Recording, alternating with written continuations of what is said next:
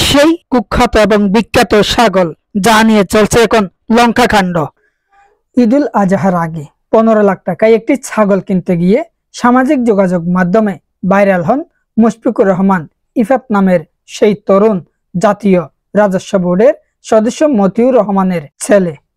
তার একাধিক নিকটাত্মীয় ও জনপ্রতিনিধি এই বিষয়টি নিশ্চিত করেছেন। ইফাত মতিউর রহমানের দ্বিতীয় সংসারের প্রথম সন্তান। এদিকে সাদিক এগ্রো থেকে খাসি কেনেননি, বরং তাকে মডেল হিসেবে দেখানো হয়েছে। আলোচিত ইফাতের এমন বক্তব্যের বিরোধিতা করেছেন সাদিক এগ্রোর কর্ণধার ইমরান হোসেন।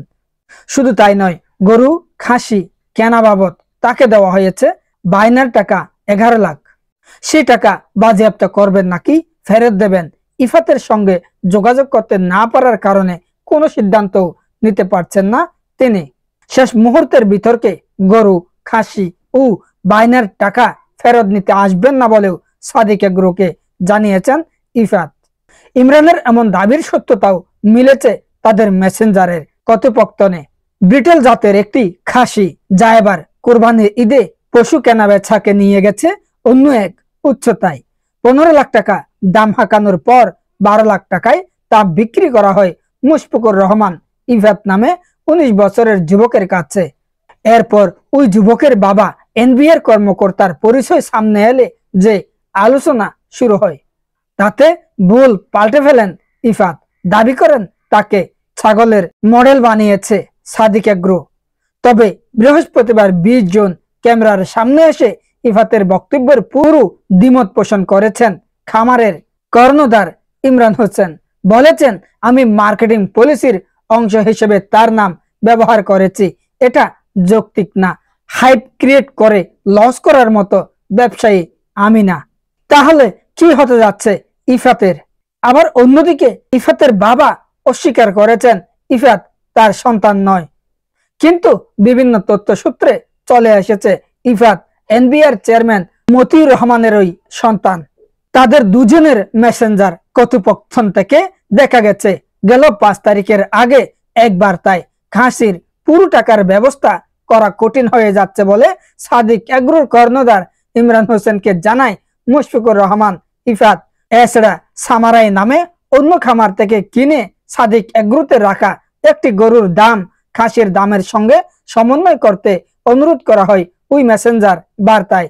7 জুন রাত 1:29 চ্যাটিং এ আরো পরিষ্কার হয় খাসির দাম মিটেছে 12 লাখ টাকা, আর সামারাই থেকে কেনা ওই গরুর দাম বাবদ 6 বা 7 লাখ টাকা বিয়োগ করে বাকি টাকা পরিশোধ করার কথা জানান ইফাত।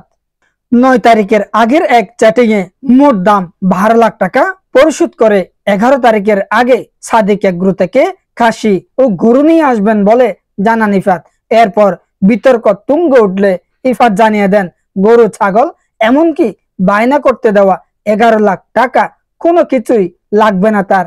উদ্ভূত পরিস্থিতি থেকে শুধু মুক্তি চান ইফাত। এমন অবস্থায় ইমরান হোসেন বলেছেন, ইফাত আর পরবর্তীতে আসেননি, আমরাও আর খাসি বিক্রি করতে পারিনি, আমরা ইফাতের সঙ্গে যোগাযোগ করতে পারছি না। সে কি টাকা ফেরত নেবে নাকি আমরা বাজেয়াপ্ত করে ফেলবো, কিছুই বুঝতে পারছি না।